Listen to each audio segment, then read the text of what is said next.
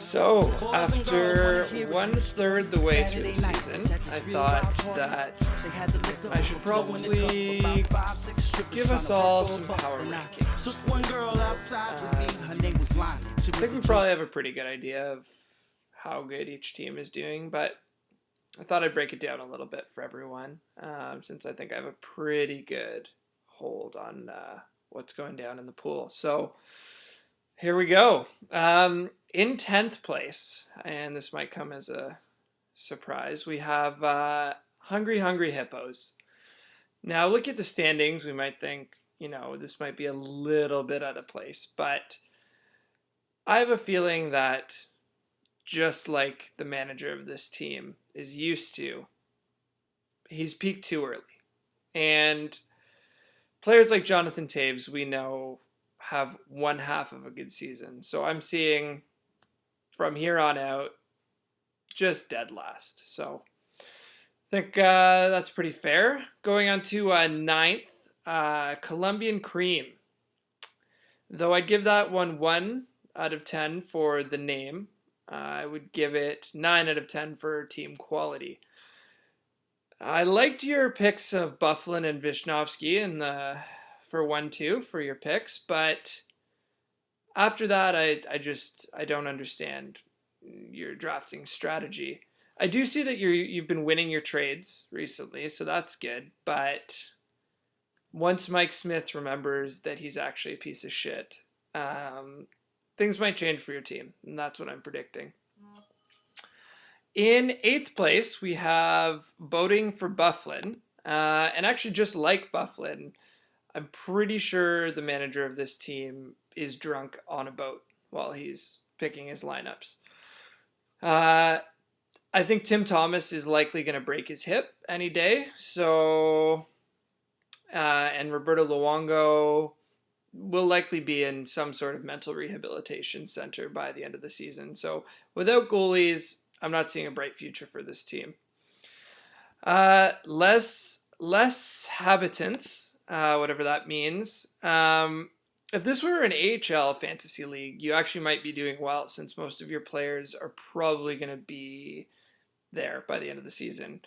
I do think it's a bold strategy and an interesting one to not change your lineup and to not put in players that are playing. And we'll see how it plays out in the long run.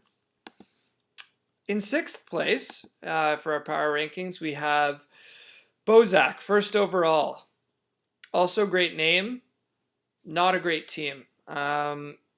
Wasting the first pick overall on Alex Ovechkin, it must suck watching a competitive superstar literally eat his own sack. It's kind of like watching Michael Jordan play baseball. At least one positive, for a Leafs fan, he does have a low percentage of losers on his team, so that's good. In 5th place, we have the Sharks. I think it's pretty simple to say any team with current Shark players, Shark throwaways, and is named after the Sharks. A piece of shit loser hockey team.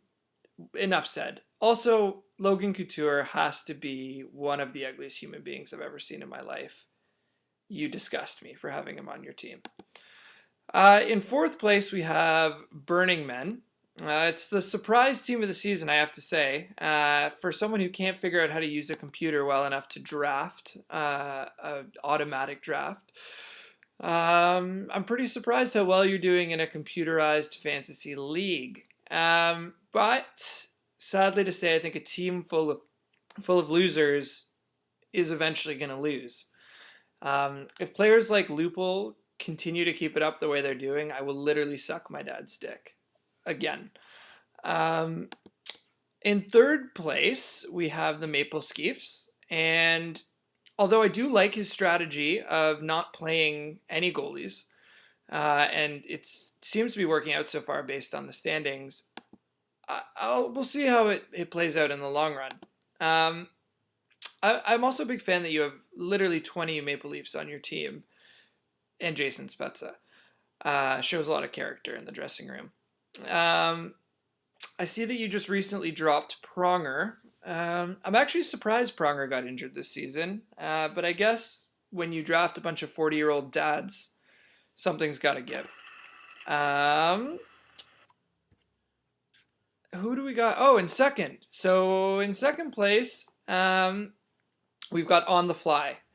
And I really love the strategy that he's going with right now with 5 goalies and 10 injured players.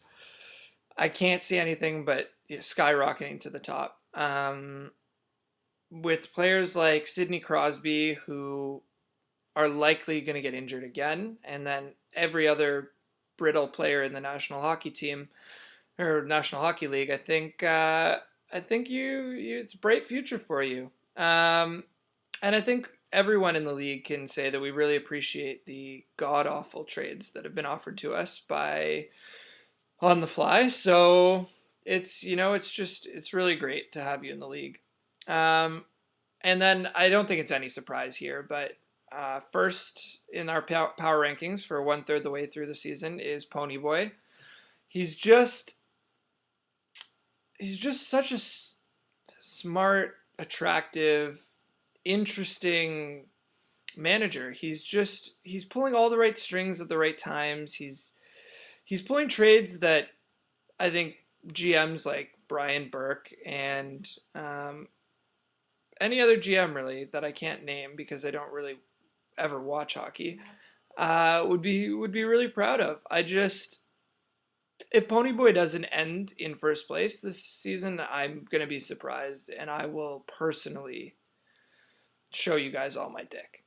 So that's our power rankings for the first third of the season. If you guys don't agree, fuck yourselves, and good luck the rest of the way.